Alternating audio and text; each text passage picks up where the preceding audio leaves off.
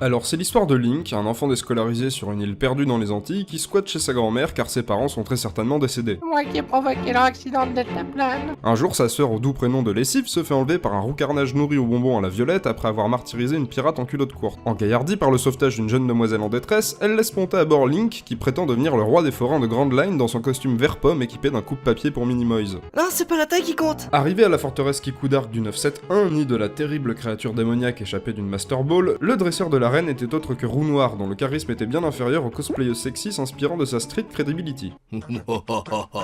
Je t'attendais, Link. Catapulté dans l'océan tel une vulgaire crotte de nez, Link est ramené sur l'île de la Startup Nation par une hallucination de son esprit communiste se traduisant par un bateau aux couleurs de l'Union soviétique. Le Lion Rouge lui explique que s'il veut sauver le monde de la dévastation et combattre le maître de la Team Rocket, il lui faudrait récupérer les 3 Master Ball Shiny légendaires détenus par un Groudon Leader Price, un arbre qui détient des petits enfants, et un poisson lanterne obèse à la retraite. Mais c'est vrai que c'est pas banal. Détenteur des 3 boules de cristal, il tente d'invoquer Shenron dans l'océan afin d'accomplir son vol plus cher que cette histoire débile se termine. 4 boules manquant à l'appel, il fait apparaître la tour Galamadria Bouillac. Après moult périples dont la statue de pierre des Aztèques en mode attaque vomissant des Hadouken, Link fait sonner la cloche de l'éveil et ouvre un portail vers un film muet dont il retire Excalibur, pas celle du roi Arthur mais la contrefaçon japonaise. Seulement 50€ sur Wish. Ne se sentant plus pissé, il retourna en Guadeloupe pour mettre fin au règne de Roux Noir, sans oublier de faire ravaler son extrait de naissance à Roux Carnage. Le scénario étant ce qu'il est, la pirate de 12 ans qu'il avait sauvée au début de l'aventure apparaît comme par hasard et récupère toutes les jeunes filles capturées par Roux Noir. La rencontre finale de nos deux duellistes semble enfin arriver, mais non, parce qu'en fait, non, Deus Ex Machina, Triforce, le destin et les élus de la prophétie, Groudon en colère, tout le monde meurt dans un incendie, c'est la fin!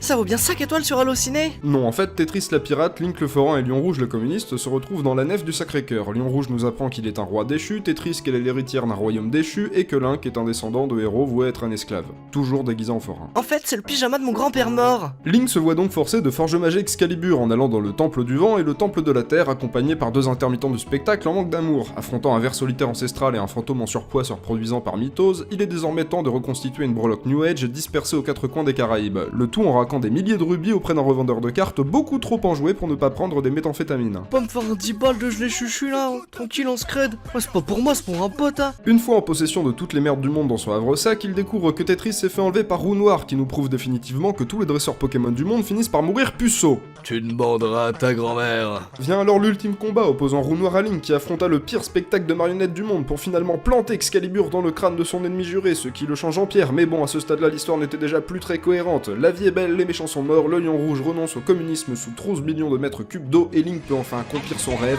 devenir le roi des forains de Grand Line. Le roi des forains, ce sera moi.